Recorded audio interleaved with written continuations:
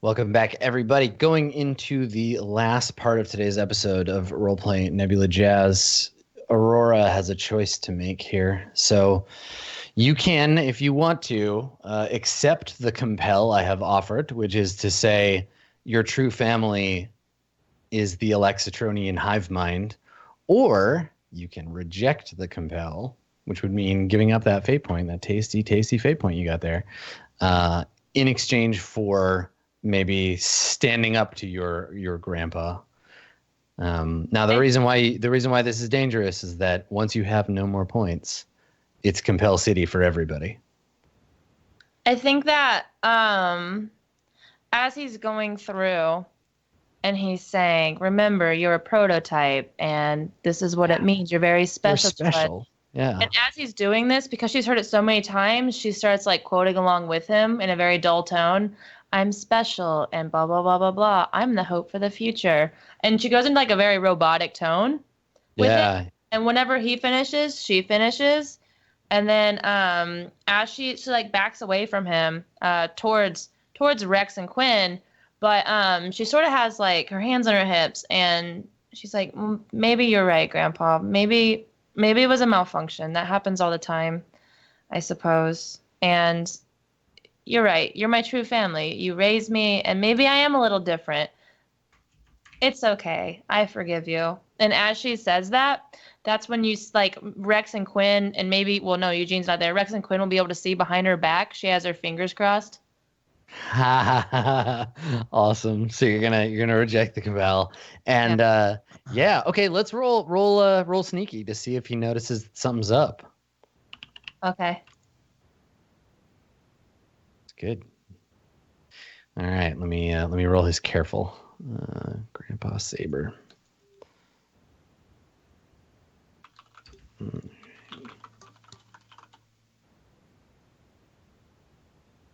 Are you serious? No, a 5? What the fuck? Serious? Boom. All right. So, yeah. Do you want to spend yet? Oh, you can't spend. Yeah, do I want to spend? You don't have any. Oh, shame how that goes. All right. Where's the robot that's gathering the crystals at now? Do I have my information yet? No. Like you're gonna need to basically there needs to be like a scene in between. It won't happen this scene. So yeah, Saber just like looks at you and he seems to buy it, but we all know. I mean, your characters don't know, but audience-wise, we know he's on to you. And so he says, we've all had a real long day. Why don't I find somewhere for you to rest? And he gestures in the door. Because remember, like all the buildings, aside from the main like kind of structures of Alaxatron, they reform and restructure all the time. So the door opens and we see like a building being constructed for you outside, like a domicile, somewhere you can rest. And he says, it's not far from the library, and all you have to do is kick back and relax. We can create food, drink, whatever you need. And he kind of like starts walking you over to this little like house that they've made for you in the middle of the kind of Alexatronian jumble. I looked at Rex and I'm just like, I'm not tired. Yeah, me neither. It was quite the shock. And Rex turns to the old man and is like, hey, mate, where's our shit? He says, we have it stored safely away. Not to worry. That wasn't the question. He smiles and he says, do you need something retrieved from it? I need it. He says, are you in a hurry to go? Your friend, and he looks over at Quinn, is waiting for some very important information. Oh, are you now, Quinn? Yeah, Quinn looks down at the ground and he's like, I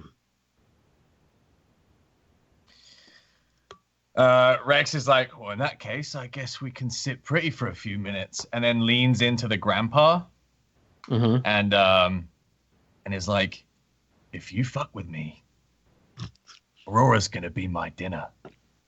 Oh, shit. And he says quietly to you, he says, and like quietly enough, no one else can hear it. He says, if you so much as lay your hand on her, I will boil your home world. Don't push me, Shark Man. Rex kind of grins, and under his breath, he's like, "See, that's the thing about us. We don't have one." And then kind of like steps back into the group again. All right. So yeah, I mean, I think that Grandpa, that Saber has constructed this little like place for you to rest, and it's essentially like an IKEA showroom, right? Like just very kind of generic furniture. There's like little pictures on the mantle of like random like happy looking humanoids. And they've just constructed it as a place of like rest for you, and and then he leaves you there. I mean, he's everywhere all the time, but he's like giving you some space to like hang out.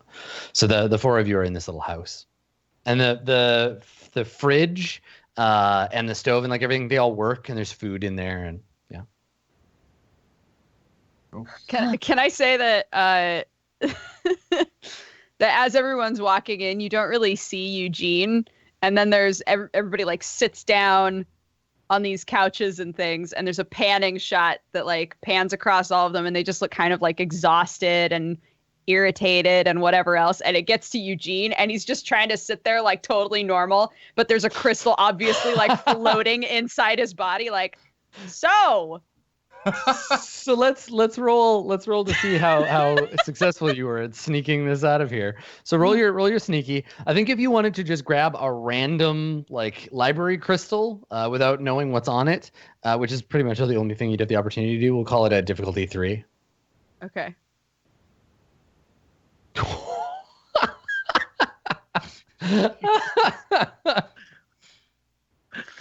Well, it's a good -1. Good that -1. seems you about got. right. Yep. Have we succeeded on a roll today, like at all? Nope. Like, any of us? I No. did. If you want, Eugene, you can spend that I last. succeeded on my glitch out the entire system roll, which I think was my first roll of the day. Yeah. You can spend that last. You can spend that last point to re-roll that if you want to. I almost think it's funnier if I think I'm being really sneaky, and I'm obviously not. Just like, yes, we are going to go and have a great time, just relaxing here. Like, Yeah. Okay. But All right. this crystal's just like in me. I can make a note about this failure, and I can come back to haunt you later. Great. That works for me. Okay, great. So you've got this big like kind of briefcase-sized blue crystal like floating in you, and you're kind of square-shaped around it, like everything's fine. Yeah. So How about yeah, the like weather? what are you gonna do? Aurora, you're home. You're on your home world. I am going to take Sparky and power him down, if I can. Okay. Yeah, sure. I'm going to power him down, and I am going to hack into him by rolling, and I am going to reprogram him to be under my control, if I can. Okay, sure. I mean, he's under your control practically right now. You'd have to. Enough. Yeah, Not- you'd have to check. I mean, you could disconnect him from the like hive mind. That's what I want to do. I want them to have absolutely no control over Sparky at all. Sure. Okay. So that way I can give him orders and feel confident that Grandpa or anyone else is not under control. So, or spying. And also so we can be in this house, and granted they made the house, but if we're ever in a spot where they can't see us, or somehow, I don't know how, but like, or we can block them out, Sparky won't reveal. Okay. Sure. Yeah. So how are you doing this? Like what's the process look like? Well, as we get in the house, and I don't know what the other people are doing, but I immediately go in and I sit down and I call Sparky over. He sits down in front of me, and then I reach forward, around his collar, and I just unlatch it from the back, and immediately his head just like falls down, and his eyes, the colors turn off as I take his collar off, And then around it is all this like wiring that's exposed. And I start like messing with the wiring and finding like the ones that I know go directly from like his core to the hive. So Sure. Okay. So part of what makes Sparky so effective is that he is like connected to Alexitron's network. So there's a chance that you could damage him if you do this alone. The other thing is that you like all of your skills and stuff come from being an Alexitronian, right? So you may not have the requisite skills to hack this pup. I mean, there's someone in your group that could maybe help you, but it'll be a much more difficult role if you try to do it yourself. I mean, we do have a hacker jacker, so I know, that's what I'm saying. in here. Yeah, sorry, Quinn's in his own world and cannot help you. I'm sorry. And I look over at Quinn. I'm like, you've been awfully quiet. Is there anything that you need to tell us besides all this information you're trying to get from a bunch of people that you can't trust? Quinn does not respond. I look at Rex and I'm just like, well, all right then. All right then. I mean, I think I keep fiddling around. Hopefully, I can find something. So. Sure. All right. And if I roll, well, then if he dies, I'll get a cat next time. Well, you can't kill Sparky. He's part of your character, but yeah. Go ahead and roll. Clever? Yeah, I think so. I'm gonna say obstacle. Trying to get like total freedom from him being. I'm gonna say obstacles 4. Oh my gosh. So cut him off. All Nope. right. I failed. So, yeah. There's that whole thing about not having points. So what I'm gonna do with the failure, I think you do that thing where you partly disassemble him, and you put them back together, and you do it about as well as you think that you can, but then you have like some parts left over, and you're like, oh, that's not good. This belongs in there. Oh dear. And yeah, something is wrong with Sparky, and I'm gonna put that on your sheet. We're gonna make that a complication or a consequence for you. I'm gonna make it a moderate consequence. Now you can fix them. It'll take you a while, but for now, I can do like we can invoke that against you. That something's wrong with Sparky. So you put him back together, and he like barks a couple of times, but the bark sounds like all wobbly, and he runs around in circles, bangs his head on a table, and like falls over, like kicks his feet in the air. It's like I just sigh. I put the spare parts in my pocket, and I turn them back off, and I kick him over, and I'm just clearly frustrated by this whole thing. Yeah. And I'm like, thanks for the help, Quinn. And I was like, I walk into one of the spare rooms and just disappear behind the door. Sure. Yeah. Rex, what are you doing? Rex wants to have a dialogue with Quinn, like a private dialogue. Okay. So Quinn, where are you when Rex comes to talk to you? Sitting in a chair by the door, just waiting for someone to come get me so I can go to the library. Right. So Quinn is this like enormous lizard man sitting in like a lazy boy. Yeah, leather, pretty much. Yeah, leather chair. Rex Awesome. kind of just like walks in and like props himself up on the wall and like looks at Quinn and he's like, what are you doing? Quinn just stares out the window and doesn't acknowledge him. You better fucking look at me, Quinn. Quinn does not look at him. All right.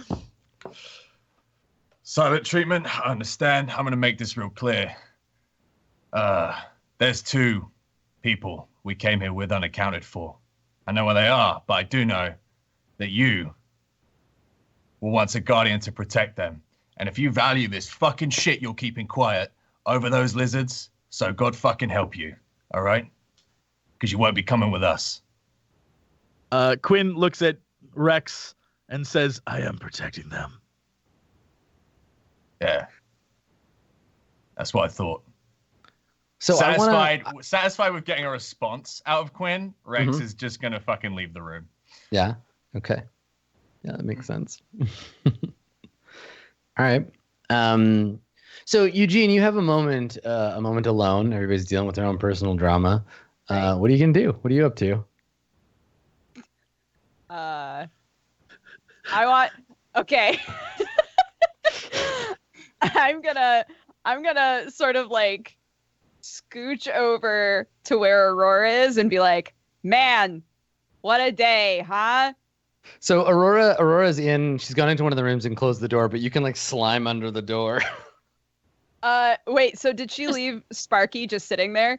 I turned him off and kicked him over because I was so Yeah, mad. Sparky's just like lying on his side like a Perfect. abandoned Okay. Ivo. I'm gonna scooch over to where Sparky is and be like, good boy, Sparky, you're looking well. And I want to like very inconspicuously pop open his body and put the gemstone in there and then close it and be like, oh, it looks like you're having a little snooze there, huh? Good boy. And then I want to like slime back away. Right, you're hiding the stolen library I'm crystal. hiding my on contraband in this Yeah. unconscious robot dog. Perfect. Okay. Yep.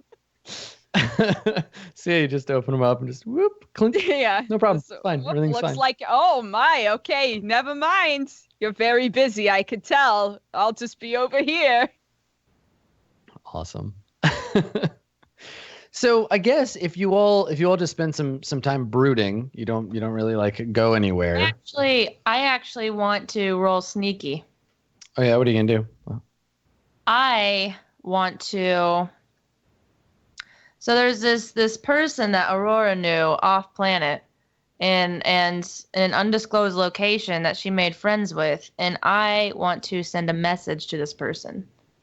okay, and who is this person?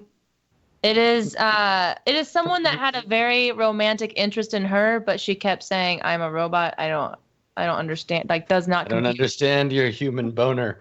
Yeah. Sure. Okay. And it's someone that like he always like he's just always there. Like, oh, well, anytime you're ready, I'm ready to start a family with you. I love you. I want to be with you. It's just like I don't even know what this means. So And some space idiot. yeah, pretty much. Some guy that's just like fawning over her, and she messages him and says, "I need help. I'm stuck on a planet. I'm in trouble." So, and she doesn't do that. She never messages him. She's always just like sort of blown him off, and he still like messages her like every day, 10 times a day to make sure she's okay. And she's just like, no. I'm just gonna ignore this guy. But now she's messaging him back. The And booty maybe call sending finally happened. And now she might have to get married. I don't know, but My Like, robo parents are out of town. Yeah, you send him to like the Help Me Obi-Wan Kenobi. I'm ready. Um, Mating ritual. all right. Well,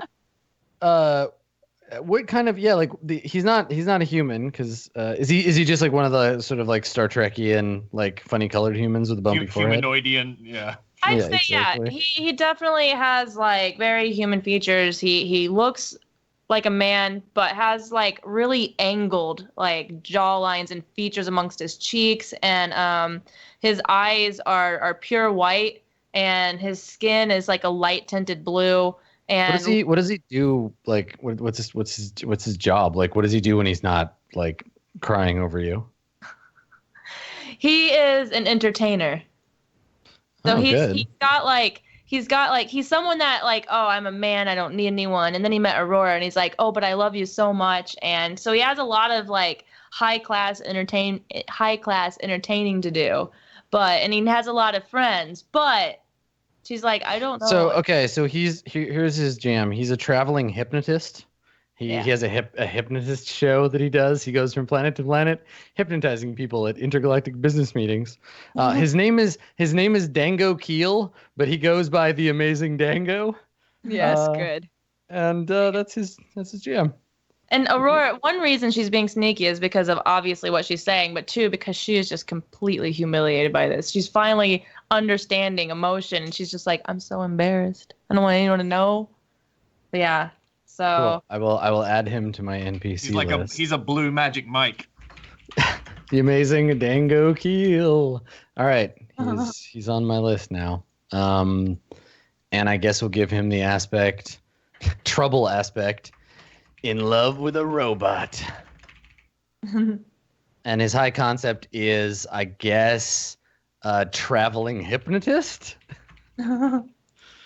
probably. Good stuff. He's a traveling he gets hypnotist. around, you could say.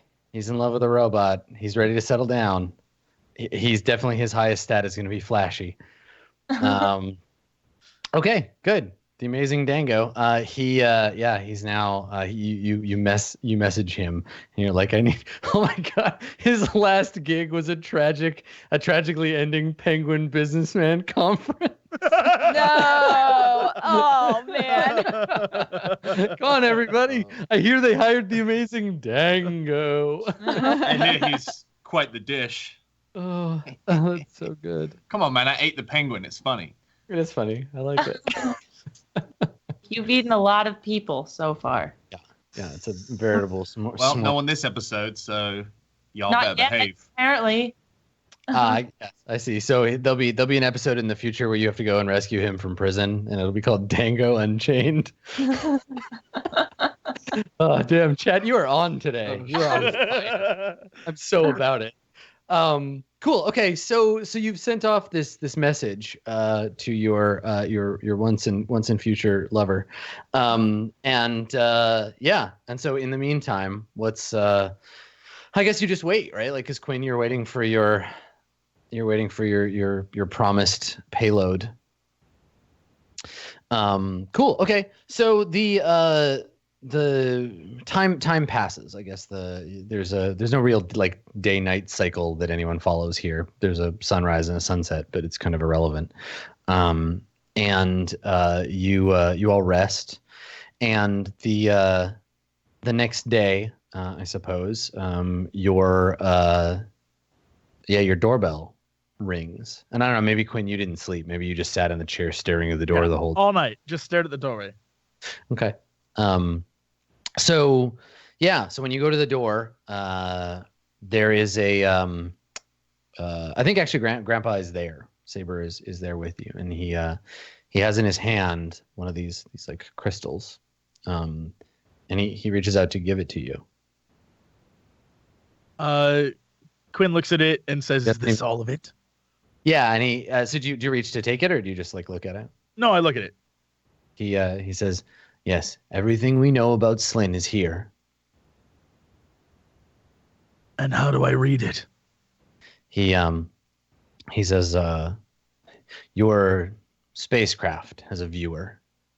You'll be able to display everything that we have in this crystal." Quinn says, "Take me to the library. I want to read it now." He nods. He says, "Of course." And then I guess you leave, and maybe like Aurora, you wake up at the sound of the doorbell, and then there's like silence, and so you like go back to sleep. Unless one of you, like Eugene or Rex or Aurora, you want to like follow Quinn, you guys can just be sleeping here. It's up to you. I want to give you the option. I don't want to just be like, you're sleeping, you can't go. I'm not too concerned with it. It sounds like Rex might be suspicious. Yeah. I'll follow. Yeah. Fuck it. Yeah. You see Rex, like, you just see this like shot of like the upstairs window of this house, and you see like Rex with his hands in his pockets, just like curiously peering out as they like walk away from the house, and you see him like turn to follow, and that's like all you see. Okay. Let's have you roll your sneaky. Okay.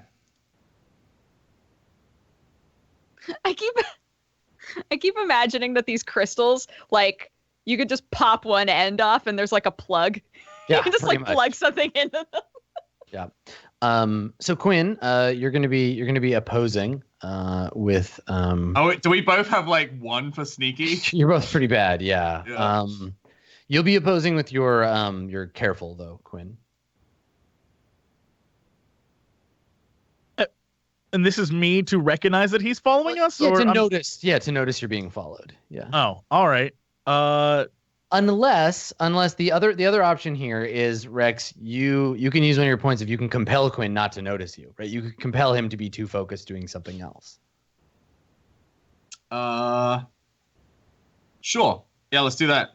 What aspect do you want to compel? Why is it that he's unable to as notice? A disgraced guardian of the 12 Serpentes, this is I'm so focused. This is all he can think about. Yeah, you're absolutely right. It's within his grasp. He is beyond tunnel visioned at this point. between the crystal and its destination, and it makes it very easy for me to just follow in tow. Okay. Sure. Yeah. And I mean, this is a thing you do, Rex, right? Stalking your prey. And plus, it's everything here smells like plastic and metal. And so being able to smell the stench of a lizard man is pretty easy. Yeah. So yeah, you're able to follow, kind of like dun, dun, dun, dun, like lurking behind them. And so you come into the library, and the Saber walks you up to a terminal. There's a kind of crystalline like desk thing. It's all very like Superman 2, like, whatever. And there's a big sort of hovering chair, and he gestures for you to sit. And he takes the crystal and he like twists it. And yeah, to your point, Dodger, underneath there's like a metal like connection, and it's straight up just like a USB plug. And he just clunk, like sticks it into the machine. And a bunch of like a hologram of your homeworld like appears. And I'm gonna let you tell me what you can tell me what you see, and I'll fill in if you have questions. But yeah, let's talk about this, Jesse. So what do the Alexatronians have on you? Remember their main thing, the thing that they do is they catalog and collect information. Their whole purpose is to acquire all knowledge of things in the universe. And so they definitely have been like watching your civilization as long as it's existed. So information, just walls of text and graphics and 3D and 2D and all these different start flying across the screen, and you can see dates dating back to the 1970s, and then like several thousand years earlier, and going back millennia of all this information about this empire that spanned the galaxy and then was destroyed, and how these people were like the pinnacle of evolution at one point, and then you even scrolls past the prophecy of someone who can control their emotions without having to bottle them up, all these different things. And it starts to focus in more on things that are absolutely completely relative to Quinn and his story. And Sure. and the reason why he would be there. So you start seeing like the Serpentis, and shows like pictures of all of them, and several of them are dead. And it starts to show the big like sort of earthen cathedral that is where all of the Serpentis, the heads of the Slin people, are. And it shows that like there's it's you see the normal one, then you also see one that's burning and on fire, and you see what appear to be reports of this mass like attack on this facility, and how there's one person who they think is responsible for it, and it just all starts like coming together, and then he pulls it out. He pulls the crystal out. Yeah. And turns to the old man robot and says, right before it's about to get to something good, he pulls the crystal out. Yeah. And he turns to the robot and says, "You were right about me and about Aurora. She is different. She's different from all of us." And he like looks at the crystal, and then back at the old man. He's like, "She's innocent and kind and good. She is the future, a better one. And all of this," and he like points to all the different crystals and then like shows him the crystal. He's like, "This is the past. Let it stay buried." I would like to use one of my stunts right now. Okay. As a jacker hacker, because that was an overly flashy speech, I would like to chuck, because one, I know jacking, and boy do I know hacking. I want to chuck this crystal at the exact weak point of one of the crystal structures to cause a chain reaction, destroying all the crystals. Two, I want to use my stunt because it's flashy, because you get a +2 on that roll. And three, I want to use Everyone Hates a Lizard Man because fuck this guy. He spray painted mean shit to my friends. Fuck this guy. I want to use all three of my tokens. Just like get up all in your business. Okay. I want to use all three. Yes. F this dude. Flashy So if you as fuck. if you succeed, I'll put a number before you, and if you get what you want, what does that look like? What does success look like for you? The crystals start to shatter and collapse all around us. Okay, and what's the result of that action, right? Like, what do you want to have happen?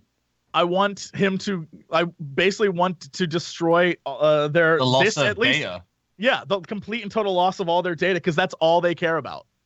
Is collecting information. So I think you can certainly set them back, and you can make them lose some That's stuff. fine. Yeah, I just want to mess with them. I just want to. Yeah, you can strike a blow. You can't like single-handedly destroy it with like one throw, but you can definitely mess with them. Definitely. Damn right. Let's say difficulty 6. All right. And you're rolling flashy overcome. 4 plus 2, that's 6 already. I want to use Jacker Hacker. I want to take that to 8, and I also want to use Everyone Hates. I want to take it to 10. I want to give him a 10. F these dudes. F these dudes. All right. Okay. They were racist against my people. Fuck them. That's what I say. Yeah, a lot of people are. So I think what we'll do, you get what you want, but on top of that, you can add, and this will be like a sort of temporary aspect. You can add to your sheet, add another aspect, something to do with like destroyer of the great library, or like, something about that, because this will stick. People will know that you're adding to the story, and I think that probably somewhere in the like, the prophecy of the Blixnort, there's a thing about like how the Blixnort will tear down the Great Crystal Tower, like you're playing right into it. It's very Nostradamus. It's very vague. It's like the crystal towers of shall fall before, like that kind of garbage. Yeah. People will point to this moment. Yeah, exactly. Slayer of the past. Yeah, I like it. Perfect. Okay, cool. Yeah. So we'll add that, and and I think we see that you like at the slow motion, like you pitch the crystal, and he like looks up, and we see it smash, and then just shards of glass like falling and like crashing, and you all wake up in your house because things have gotten hostile. The planet, the hive mind, is upset. And so I think that like Aurora, you wake up and you immediately know something is wrong. Your connection with the planet, something terrible has just happened. Oh no. An appropriate. Oh boy. Oh no. Oh boy. Oh no. Oh boy. It's not good. Dear. Oh dear. Here we go. We gotta go. We gotta go now. Oh no. And I run out and I'm like, Eugene, you still? We gotta go. We gotta go, man. We gotta go. Yeah. By the way, I knew that you the thing. You were very obvious, but we gotta go. You could take it. Let's just take it. Where'd you put it? Where'd you put the thing? I don't know what are you talking about, huh? Listen. Don't lie to me. It's in your dog. I gotta turn on my dog. What happens when I turn him on? It's gonna break it. Take it out. Put it back in your body. I pop it open and put the crystal back in my body. I'm like, all right, but if this blows up in me, it's your fault. It wasn't my fault. I'm not the one who put it in you. I'm not the one. If it blows up inside you, it's not me. I didn't put it in. And I turn on Sparky again, and he starts going crazy, and I'm like, no. And I just run. I just turn around and run. I'm like, we gotta go. Okay. So. All right. So so you start to you like bust out of the house. I guess Rex, you have an opportunity. So you followed Quinn. You saw all this stuff happen. You saw Quinn like throw the thing, and the tower is starting to like collapse. Quinn, I assume you turned. Rex didn't see this. So Rex was kind of like, he didn't enter the library. He was just listening in. And when as soon as Quinn kind of like starts his speech, you see like a smirk on Rex's face, because Rex, he's not sure why he doubted the guy. Like, we bro shook hands. We muscle shook. But Rex realizes that this is a good opportunity for him to find the other two lizard men, and it's gonna be pretty easy for him because obviously, like as you said, there's this big machine smell. They're lizard men. He's been following this scent anyway, so they're very similar. So Rex wants to see if he can take this opportunity to preemptively find the other two lizard men. Right. Yeah. You want to try to track them. Okay. Yeah. Let's have you make a roll. I think that I will say it's difficulty 2. How are you doing? You're just using your instincts to find the meat. Yeah, more or less. I imagine Okay. I would be post-hasting though, so. Yeah. It sounds like clever to me. Okay.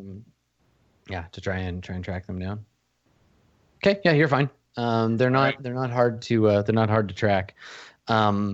So yeah, I think that you catch their scent and you book it, right? You book it off to try to find them. And so we, rather than watching you like run through the city, we cut to you outside a again, like it's hard to imagine the city because it's not like buildings. People don't like move around from building to building. Yeah. They just construct things when they need them. So you find a nodule of like metal and plastic. It's just like a little cage for these lizard men. So they're caged again, and there's they're in this little like concrete and plastic box. So you come running up, and Yahe or Tlochu like comes up to the bars. And like snarls and then sees that it's you. And he's like, "Friend Rex, you have to help us get out of here. Where's Quinn? What's going on?" Don't worry, we'll see him soon. You can't break the bars? He shakes his head. "No, they're made out of some kind of strange bone I've never seen before." And he like kind of like chews on them a little, and he shakes his head. Stand back, that's my specialty. And you see him just like unhinge his face mask. And I'm gonna use my stunt to bite through the bars. Yeah, you're just gonna eat the chunk of the wall. Perfect. I'm just gonna bite a chunk of the wall out, enough for them to crawl through. Okay. Take a big bite, and then they like use that as a hole to like burrow out. And as the three of you sort of step out into the open, you see the city kind of disgorge a handful of very threatening looking kind of chrome like robot men with guns for arms. And their red eyes focus on you, and you can hear the whine of their laser weapons start to power up. And Yahe or Tlochu looks at you, and he's like, "Uh-oh." And and then like a barrage of like laser fire starts flying towards you. What are you gonna do? Rex is just like, "We gotta go," and they just start dodging plasma and running back the way we came. Yeah, roll quick to avoid the shots, and then you can try to get away. Okay. We'll cut away from this. So barrage of laser fire comes hurling towards you. Difficulty is 4. Yep, got it. And it looks like you get it. Okay, cool. Yeah, so they blast the walls around you, scorching the surface of the planet, and then you take off into the city with these 2 lizard men in tow. So meanwhile, back at the house, what Eugene and Aurora, what are you doing? I'm assuming that we're gonna go find the ship because I she think said we got to get out of here, and in my mind that means we got to find the ship. Yeah. So I think that I'm trying to navigate to find the ship now. So we're running through these streets as they're popping, or the street as it's popping up below us under our feet, and running back. I mean, would I have any idea where it is? I probably would. Where they dock ships. It's not about, the thing is there's no dock. Like you landed the ship, the planet, like grabbed the ship and then just put it somewhere. But that's not the ship that we want though, right? We want our ship that they picked up a while ago. Yeah. So again, same thing. It's being stored somewhere. What's going to have to happen here is if you were, you are obviously, but like any other Alaxatronian would simply call out to the planet and be like, "Give me my ship," right? You just concentrate, connect to the planetary Wi-Fi, upload shit. You download a car and then drive it away. So you have to do that, right? You can't run to it. You bring it to you. Okay. I'm gonna do that. So we get to this empty space, and I stop, and I get really silent, and I don't like address Eugene at all, and I just like put my hands in front of me, and just fall silent completely. And Sparky trips and falls at my feet and just kind of stays there like the derpy. Sparky barks a couple of times, makes a meowing sound, and then falls over. Okay, I'm gonna compel you as a happy-go-lucky mechanic of Alexitron, to summon our ship to us with your mechanic knowledge of Alexitron? I mean, I'm gonna take that compel. Okay, sure. I don't have a choice anyway. Yeah. So yeah, here's the thing. It's the exact same, and I think that if this were a TV show, the way that we would convey the sameness here would be like camera angles, the way that we focus on you, the look on your face, like direction for the actor, but also the soundtrack, right?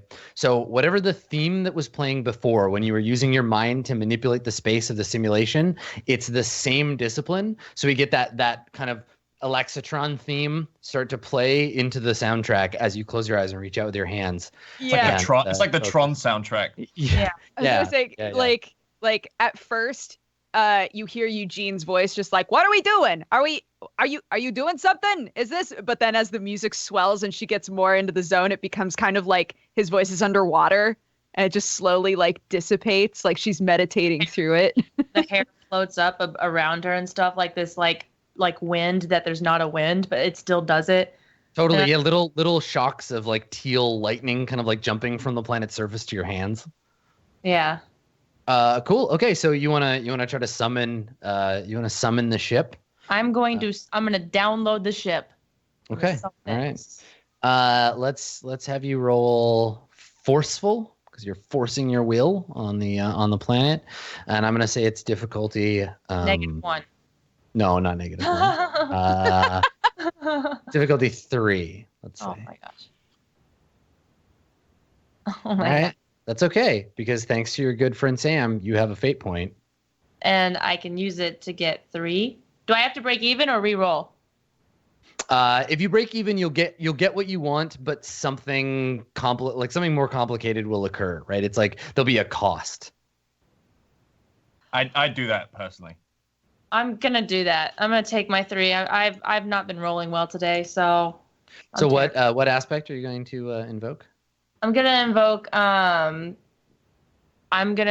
that I guess family ties, because this is my family. This is where I was born and raised, so I would know how they do this. They've taught me to do this before, not only for myself but for other people. I don't think I'd like to posit that I don't think Aurora has ever. You've had 78 drops simulated, but none in real life.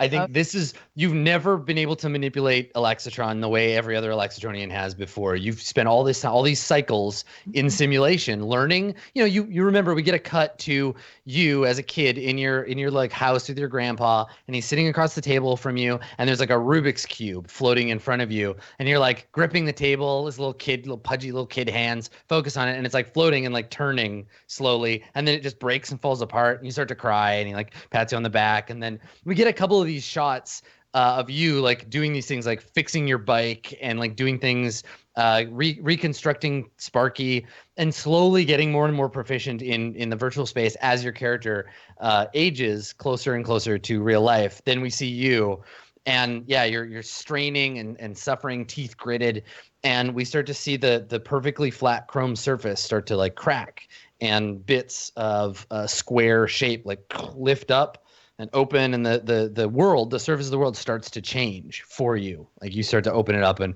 call up your ship. So there's this blue light kind of pouring up out of the gap that you're creating, like Moses style, as you part the earth. I feel like if I invoke family ties, that it could be one of two things, depending on how someone interprets it, where it could be I'm doing this for my new family, which is these guys. I'm trying to get us out of here and save them. But also it could be that I'm more connected to my Alexitronian family, that I'm actually able to finally complete this without my hand being held the whole time. And so it can be interpreted like differently by other people. So my friends might think I'm getting them out of there, but the Alexitronians might go, she's one of us. Right, exactly. And I think that we cut from that as we start to see the shadow of the ship start to emerge. We cut over to Quinn, and Quinn, you're turning to leave the crashing like rubble or whatever, and Saber grabs you, not like forcefully, like I'm gonna try to rip your arm off, but like grabs to stop you. And you turn and you see him, and he's got chunks of like library crystal like in his body, and his face is like cut open. You can see his kind of like cyber skull under his fake grandpa face. And he looks at you, and he says in this like kind of garbled voice, he says, "The scepter is the key. Protect Aurora." And he like starts to, like maybe a big chunk of the library like falls down, like crashes into him, and he like falls to the ground, pinned under it. Quinn looks down at him and then looks at the collapsing like crystal structures, and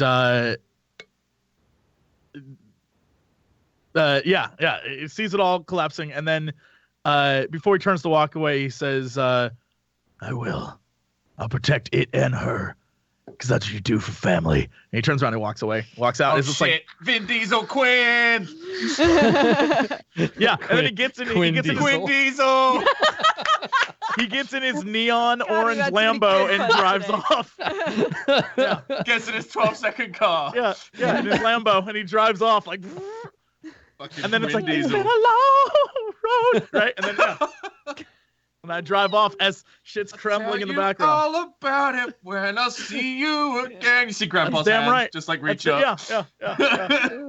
So Let's be here's- clear. In the movie adaptation, this character is played by Vin Diesel. Like, so Yeah. Yeah, Quinn Diesel. we're clear on that. Perfect. Yeah. So so I think that Aurora, you like pull, you summon the ship forth from the depths of Alaxatron, and it's there. Eugene, you see this happening. What are you doing while Aurora is like neoing this shit?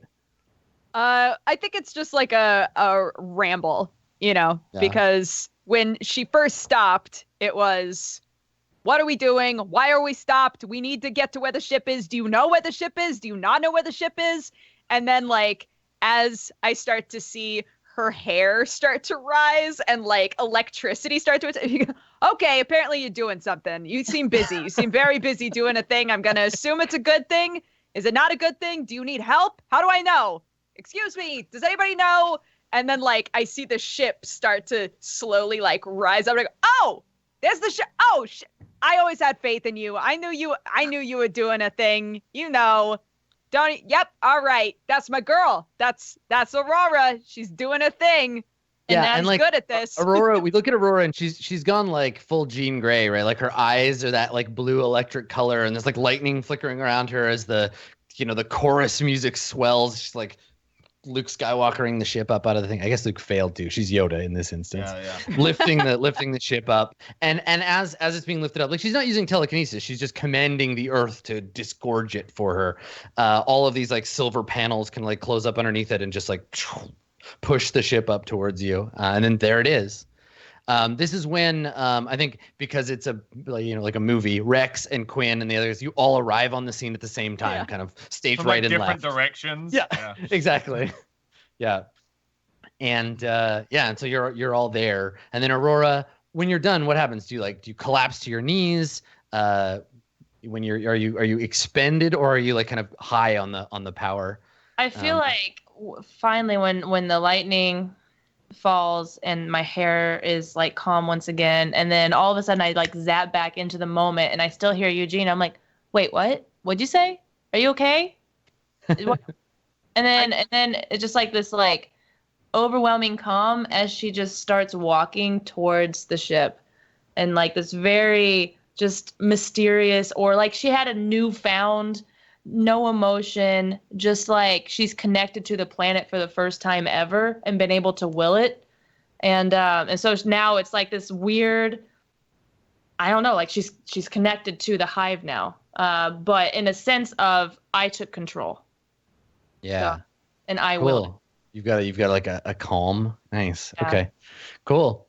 So you get into we see you all getting onto the ship, and I think we fade out.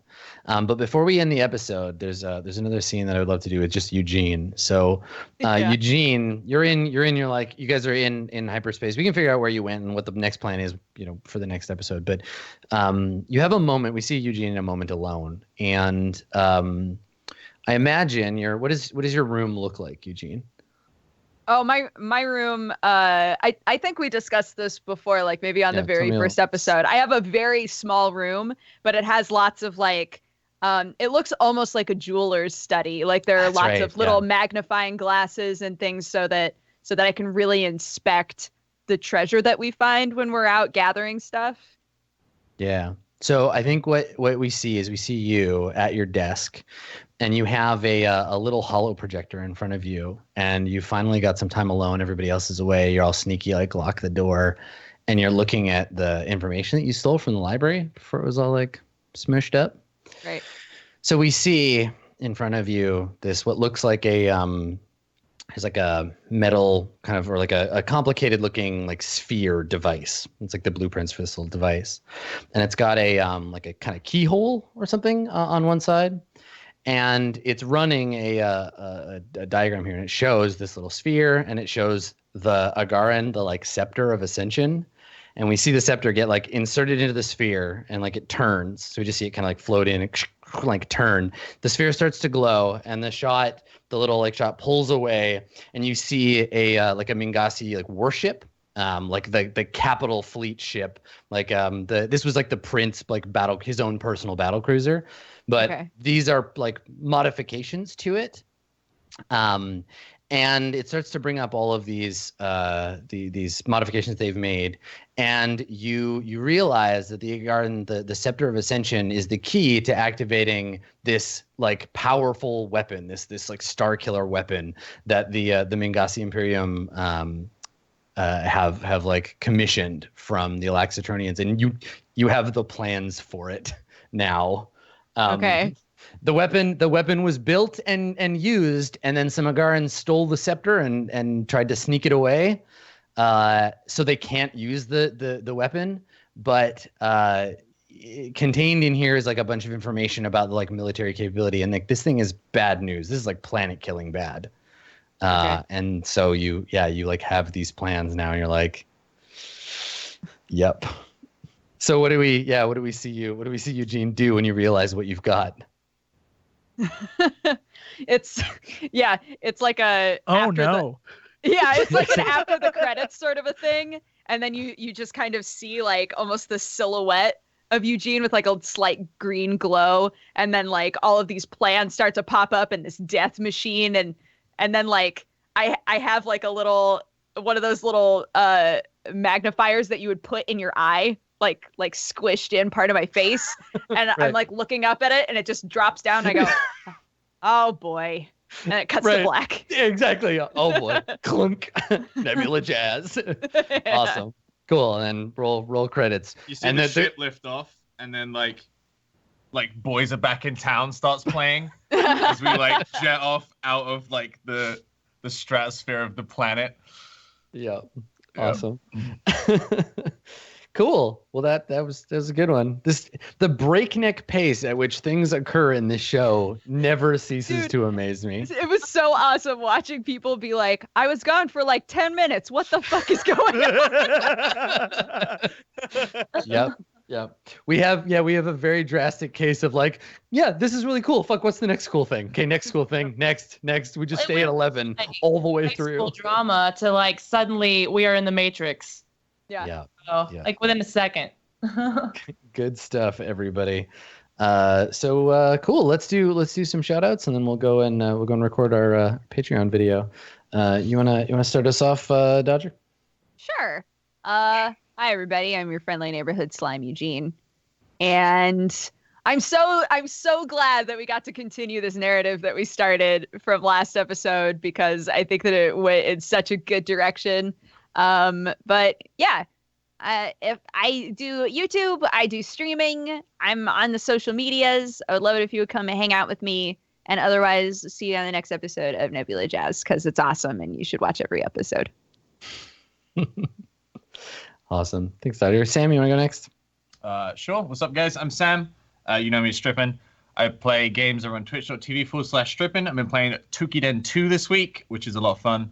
Probably be playing that after the stream. And you can hit me up on Twitter about the show or anything else on @Strippin. This show is fucking nuts.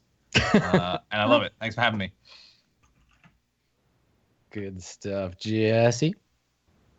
Hi, everyone. Man, as always, I think we all agree this is way too much fun. Yeah, this week I just want to point everyone to my Snapchat, epic_maneuver. Just go. That's what I want you to do. Go there and enjoy my incredibly weird snaps. Is that what they're called? Snaps? Yes, they are called Yep. snaps. You got Yes. it. I'm 90 years Hit old. with the kids. Yeah, I get it, kids. I started doing more and more of those. So epic_maneuver. Figure out how to spell maneuver yourself. Boop. Excellent. And last but not least, everybody's favorite robot girl, Pokket. Hi, I'm Pokket. I stream on twitch.tv/Pokket. I've been playing Battlegrounds too much, and I played Dark Souls, the DLC, but I kind of raged really badly, and I might go back. But actually, this week we're starting my first Bloodborne playthrough, so Nice. Enjoy. yeah, So good. do it. I'm looking forward Wicked. to it. I'll tune in for that shit. I love me some Bloodborne. It looks like fun. Yeah, it's a super cool game. Cool. Well, thanks for coming, everybody. This has been Nebula Jazz, your weekly dose of space madness. I've posted the Q&A for the episode over on community.mejp. So go over there and ask Is questions. it called premarital Rex? Oh, it I have sure to know. is. Okay. Cool. Yeah. I couldn't Just decide, so making I did the Rocky and Bullwinkle where I'm like premarital Rex or alternate slime lines. Wait, Mr. Koebel, who are you though? I am Adam Koebel. I'm the GM of this bad boy and also Court of Swords, which will be returning soon, right here on RollPlay. You can find me on Twitter @SkinnyGhost or at twitch.tv/Adam Koebel, where for the next 1,000 years I'm going to be playing Persona 5. I'm really excited about it. It comes out on Tuesday. Yeah, We're going to do an all-day thing Tuesday, and then just go at it after that.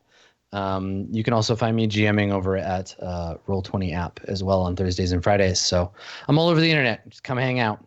We're going to go and record a Patreon video, which you can check out at patreon.com/rollplay for a mere $1. It's great. Go do that. And we will see you next time for more Nebula Jazz. Thanks for coming, everybody. Thanks, guys. Bye. Bye. See you later.